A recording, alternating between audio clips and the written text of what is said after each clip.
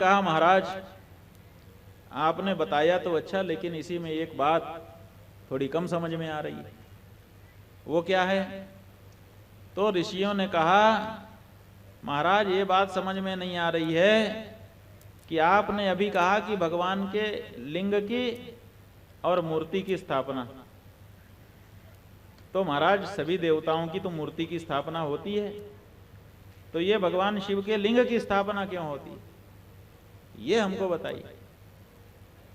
Where मात्रे तु सर्वत्र पूज्यन्ते देवता गणाः लिंगे वेरे च सर्वत्र कथम संपूज्यते शिवः।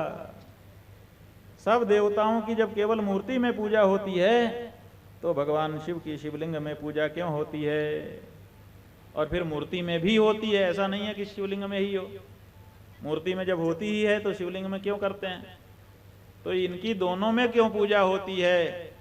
ये हमारे मन में एक प्रश्न है, इसको आप कृपा करके बताने की बताइए। तो सूत जी ने कहा देखो इसमें हम क्या बताएं, भगवान शिव ने ही एक बार भक्तों को बताया था, वही प्रसंग हम आपको ज्यों का त्यों सुना देते हैं उन्हीं के शब्दों में। शिवैको ब्रह्मरूपत्वान् निष्कलः परिकीर्तितः। शिव जी ने ही ये बताया था कि बाकी जो देवता हैं वो सब साकार हैं, और शिव जी है जो हैं वो क्या हैं? वो साकार भी हैं और निराकार भी हैं। तो साकार और निराकार दोनों होने के कारण उनके दो रूप हो गए हैं। जो मूर्ति है वो सगुण साकार रूप है, और जो शिवलिंग है वो निर्गुण निराकार रूप है, जिसमें कोई अवयव नहीं है। शिवलिंग में क्या है? एक गोला है, ना उसमें सिर दिखाई देता है, ना हाथ दिखाई देते हैं, ना पैर दिखाई देता है, आंख कान नाक की तो बात ही छोड़ दीजिए, कुछ दिखता ही नहीं है। तो वो जो शिवलिंग है वो निराकार शिव का प्रतीक है, और जो मूर्ति है वो सगुण साकार का प्रतीक है। इसीलिए इसको सकल और निष्कल कहते हैं। कल कला माने अंग, सकल माने जिसमें अंग हो, और निष्कल माने जिसमें कोई अंग ना हो, जिसमें कोई आकार ना हो।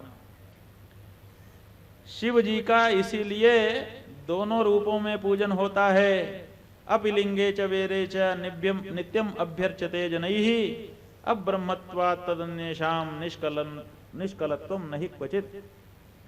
बाकी का केवल मूर्ति में ही पूजन इसीलिए होता है क्योंकि वो परब्रह्म नहीं है, निराकार रूप उनका नहीं है, वो सगुण साकार होकर के ही दृश्यमान होते हैं।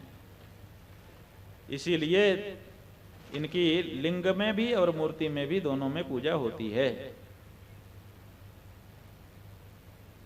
कहीं कहीं ये कहा गया है जो देवता हैं वो ब्रह्म नहीं हैं, बल्कि वो एक तरह के जीव हैं, सगुण जीव, क्योंकि उन्होंने माया के कारण जीवत्व धारण कर लिया है। अजन्मा होकर के भी जन्म वाले हो गए हैं। जन्म वाले हो जाने के कारण उनका भी आकार प्रकार हो गया है। इसीलिए शिव जी का दोनों रूप दिखाई देता है, निर्गुण निराकार रूप भी और सगुण साकार रूप भी। बाकी देवताओं का केवल एक रूप दिखाई देता है, वो भी सगुण साकार। तो मुनियों ने कहा महाराज आपने ठीक बताया,